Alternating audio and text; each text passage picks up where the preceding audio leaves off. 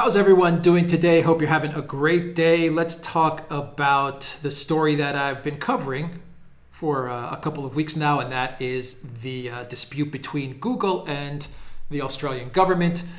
Google was pissed off at the Australian government because Australia was looking to pass a law which said that the search engine giant Google and its parent company Alphabet would have to pay Australian content creators, media publishers for the news stories that they display on their Google search and their Google News results. And Google did not like that, so they threatened the Australian government, and they really did threaten the Australian government, and they said, if you guys don't revoke this law, then we are pulling out. We're going to take our search engine and pull out of Australia. And Morrison told Google, he said, Google, leave. We don't care. We are a sovereign nation and we are not going to pull back on this law. And so that was where we left it. Now we have Google looking to come to some sort of compromise, some sort of agreement with the Australian government. In essence, Google is folding. And to be quite honest, I pretty much called this. And the reason I was positive that Google would eventually fold to the Australian government's, I don't even want to say demands, the Australian government's new law, new legislation, is because there was precedent for this. I mentioned how about 4 years ago in Russia, the Russian government said that all very large big tech companies, social media companies that hold a large amount of user profile data, i.e. Facebook, YouTube, Twitter, Google, LinkedIn, all these types of companies, messaging apps, if they're holding data of Russian citizens, then that data cannot be hosted outside of Russia. It has to be hosted in a data center in Russia. And at the time, many of the big tech companies told the Russian government, we're not going to comply with this law. If you guys don't change this, we are going to all leave Russia. And the Russian government said, go ahead, leave Russia. We don't care. This is the law, and this is how you have to comply and do business in Russia if you want to be in this market. And what happened is that pretty much all of the big tech companies, with the exception of LinkedIn, they all folded, and they all said, okay, we will host Russian user data in data centers in Russia. And we were talking about networks that were large in size, millions of users, not smaller blogs or smaller social networks. So that was the criteria. And they all pretty much went along with it. And that was that.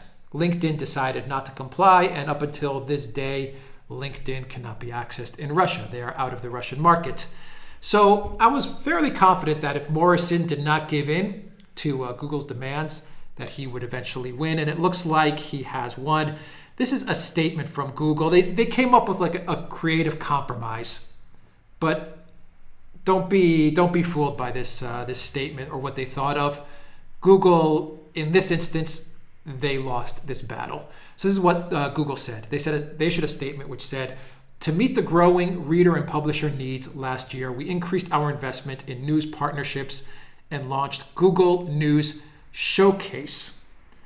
Today, we are happy to announce we are rolling out an initial version of the product to benefit users and publishers in Australia, with a keen focus on leading regional and independent publishers, given the importance of local information and the role it plays in people's everyday lives.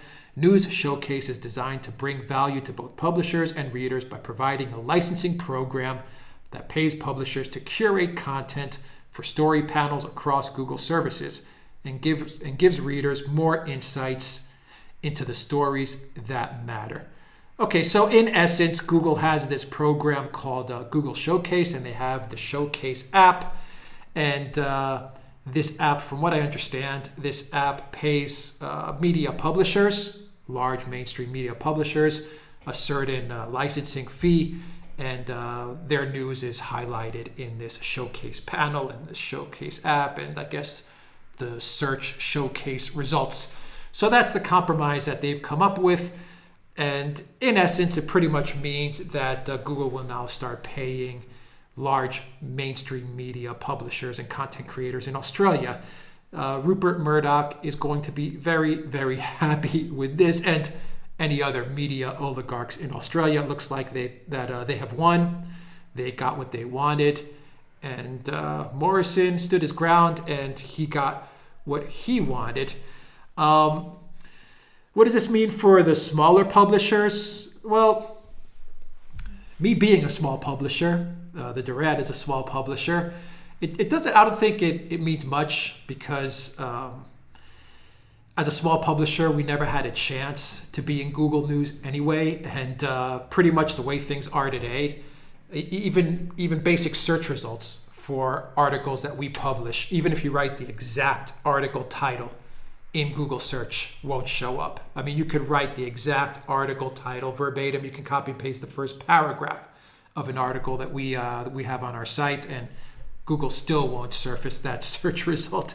So I would say maybe 5 years ago, this would have mattered, and I would have said it kind of sucks in Australia. If you're a small publisher, you're probably not going to get in on this action. In other words, Google's not going to pay you if your content appears on Google search or Google News. But in today's world, I would say that if you're middle, conservative,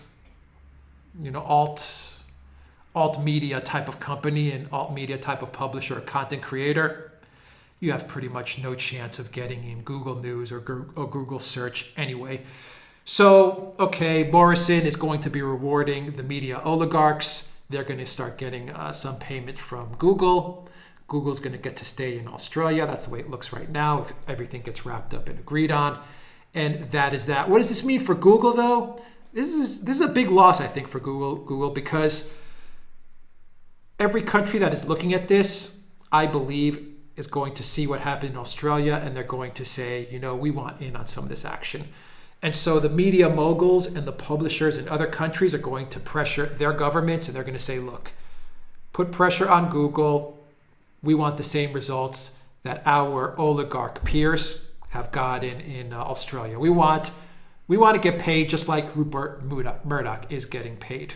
That's what they're going to tell their governments, and the governments will most likely comply because, the media oligarchs in every country may not make huge profits nowadays because Google and Facebook are sucking up those ad dollars, but they do still hold a lot of influence, an extraordinary amount of influence. So I think that for Google, this means that every country slowly, maybe quickly, will start to approach Google and say, we want to get in on this showcase app, showcase news, search result action, and we want our media companies to start to get a piece of the search and Google News revenue.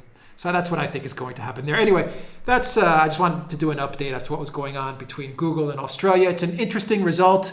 And it's a win for Morrison. It's a win for people like Murdoch and the media oligarchs in Australia.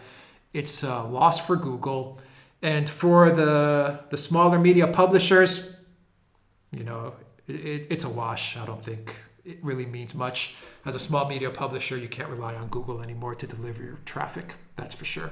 So that is the video. Guys, go to the Duran shop, pick up some merch, pick up a magic mug maybe a cool hoodie. Go to BitChute, go to Rumble, go to Odyssey and look for my channel there. Look for the Duran's channel. All the links are down below. Look for Alexander's channel. Take care.